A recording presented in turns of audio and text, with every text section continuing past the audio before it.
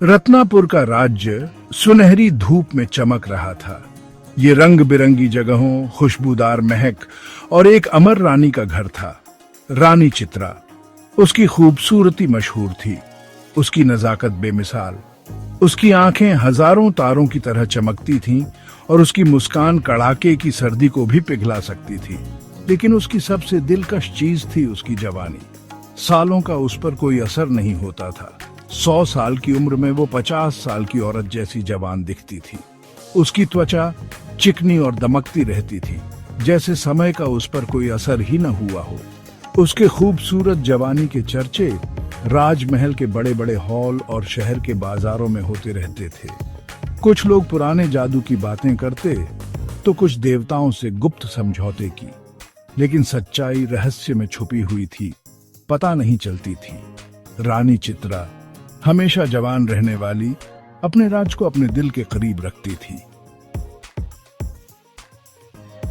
रानी चित्रा की जिंदगी गमों के बिना नहीं थी। उसकी 3 शादियां हुई थीं, हर बार एक सुंदर और ताकतवर राजा से, लेकिन लगता था कि किस्मत को कुछ और ही मंजूर था। उसके हर पति रहस्यमय तरीके से गायब हो गए थे, बिना कोई निशान छोड़े। पहला शिकार करते हुए जंगल में कहीं खो गया, दूसरा झील में चांदनी रात में नाव की सवारी करते हुए गायब हो गया, तीसरा अपनी स्टडी में किताब पढ़ते हुए बस गायब हो गया।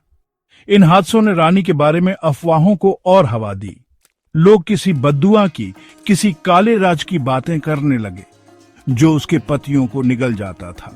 वे उसे काली विधवा रानी कहने लगे। ये नाम उसे नापसंद था, फिर भी वो इन बातों को चुपचाप सहती रही। उसका दिल एक अनकहे गम से भरा हुआ था। महल के पीछे लोगों की नजरों से छुपा हुआ एक शानदार गुलाबों का बगीचा था।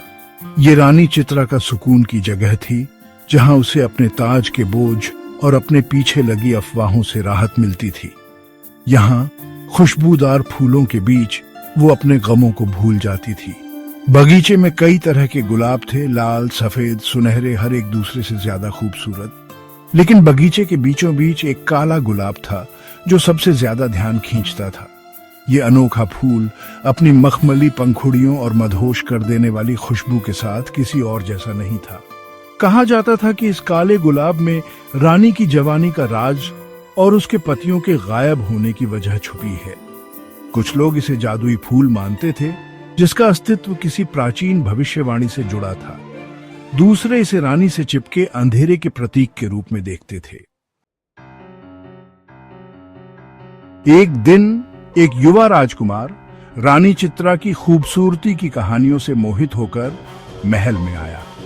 वो करिश्माई, बुद्धिमान और रानी का दिल जीतने के लिए दृढ़ था। उसने उसे खुशी का वादा किया और कहा कि वो उसके जीवन के रहस्यों को सुलझाएगा। रानी चित्रा उसकी सच्चाई से प्रभावित होकर एक बार फिर प्यार में पड़ गई। उनकी शादी एक भव्य समारोह में हुई। पूरा राज्य सांसें रोककर देख रहा था।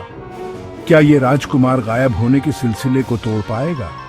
अपने प्यार की निशानी के तौर पर राजकुमार ने रानी चित्रा को एक हार दिया। इसमें एक चमकदार काला मोती था, जो बगीचे के रहस्यमय काले गुलाब जैसा था। उसी रात पूर्णिमा की चांदनी में राजकुमार गायब हो गया। काले मोती का हार टूटा हुआ जमीन पर पड़ा था। काला मोती गायब था। काले गुलाब की भविष्यवाणी सच हो गई थी।